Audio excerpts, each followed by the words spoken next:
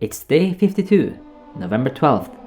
In the previous episode, Hurley was running late for the hatch duty. He was helping Libby with her shelter. He might have had a short shift since he's not in the hatch anymore. Michael has been at the computer anyway, but his priorities isn't on the numbers. He's once again chatting. I'll repeat my point from the previous 2 videos and once again show this clip. Yeah, we can say that was Walt on the computer. Yeah, he's a good typist. But he has might not, exceptional typing skills.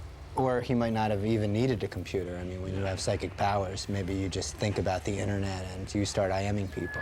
If you like that answer, then it was Walt. If he is still at Hydra Island, he could have gotten better at communicating with other people. He might be on the decoy village already. Does this mean that Walt also has technopathy, the ability to communicate through electronics?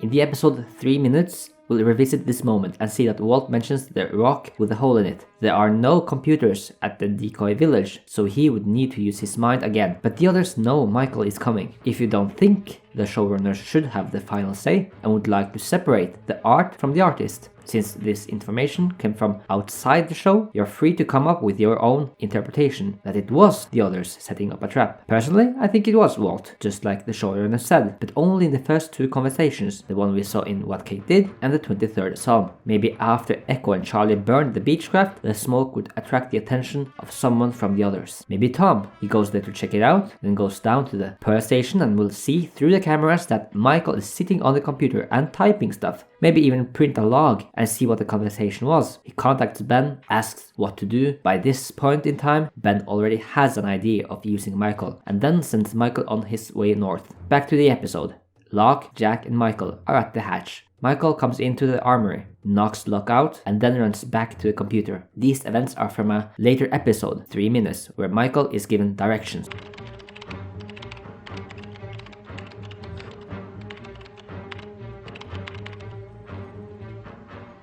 Jack wakes up. Michael hides. Jack runs to the armory and then is locked in there by Michael. Michael runs out of the main entrance and into the jungle. He follows the compass and go north. Meanwhile, Kate and Sawyer go to the Swan. They get down there. Sawyer opens the door to the armory while Kate enters the code. They all arm up and go to find Michael. They go out through the jungle and then we see them in the golf course valley at Kualoa Ranch. When you came across the island, what side was the ocean on?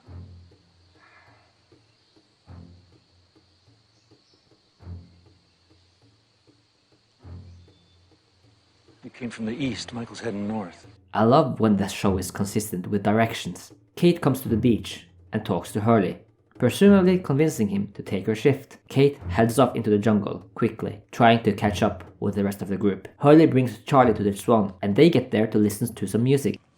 As an expert in all things musical, I never heard of these guys. Shocking as that may be. Geronimo Jackson. This looks sweet. Let's give her a rip. Saeed comes by. The A-team continue walking. Locke asks why Sawyer picked that exact nickname. If Locke knows Sawyer's real name is James Ford, does this mean that the manifest has the name Sawyer next to James Ford? And with that, I want to do a flashback. Because Locke says that Hurley gave him the manifest, the first people that were using it was the random pairing of Claire and Boone, with Claire being in charge of the memorial at the fuselage. Judith Martha Wexler from Denton, Texas. There were 48 survivors out of 325 passengers, so I must compliment Claire, Boone, Hurley, and possibly a few red shirts that helped out sort this thing. One of those off-screen situations where Claire has a leadership status. Boone says in the episode Raised by Another that they crossed out the names to all the dead passengers, but they would not be able to know the identity to every passenger that had passed away, since we had 23 survivors from the tail section as well as bodies that were scattered around. So I think they had lots of IDs and personal belongings in front of them, then going through this thing alphabetically with a few red shirts. An example: Steve Jenkins? Yeah, that's the guy over there. And then Claire places a check on his name. How about Nicky Fernandez? That's me. How about Gary Troop? No answer.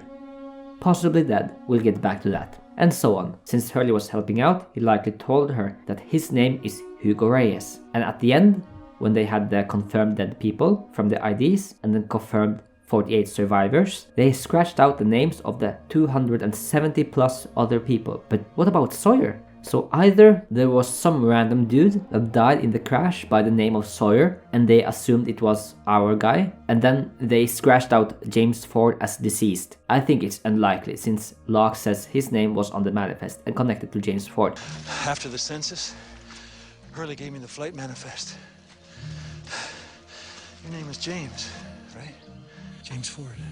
Therefore, I think this is the answer. Sawyer possibly spoke to Claire one-on-one and revealed his real name to her at the end of the sorting process, like right before the funeral, so she didn't read his name, James Ford, as deceased at the end of the episode Walkabout. I think it's sweet that Claire is the first one to know his secret identity already a few days after the crash. She can keep a secret. The manifest would later go to him, then to Hurley, and then to Locke. Back to the episode.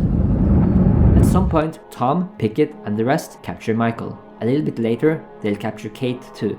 It's nighttime now, and they are over here. The others circle our heroes. They light up the fires and talk for a bit. Tom sets up a line. I'm putting it around here. I think it works well, because then it means that the 815 survivors won't come to the most important places for the others. The barracks, the flame, and most importantly, the temple.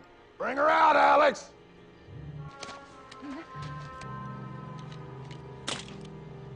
They all head back through the same valley.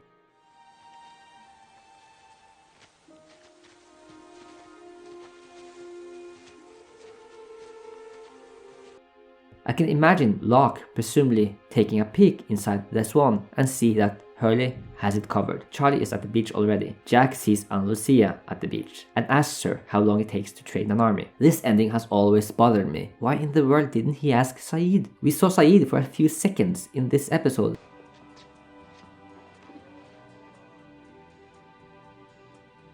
This music is quite depressing. And now it is the day after, and we won't even see him again until 2 days from now. I like to think that Jack didn't see Saeed, neither at the Swan nor the beach camp. But where in the world is he? He's simply gone for 3 days. I'll answer this question with a theory of mine in the next episode. Stay tuned.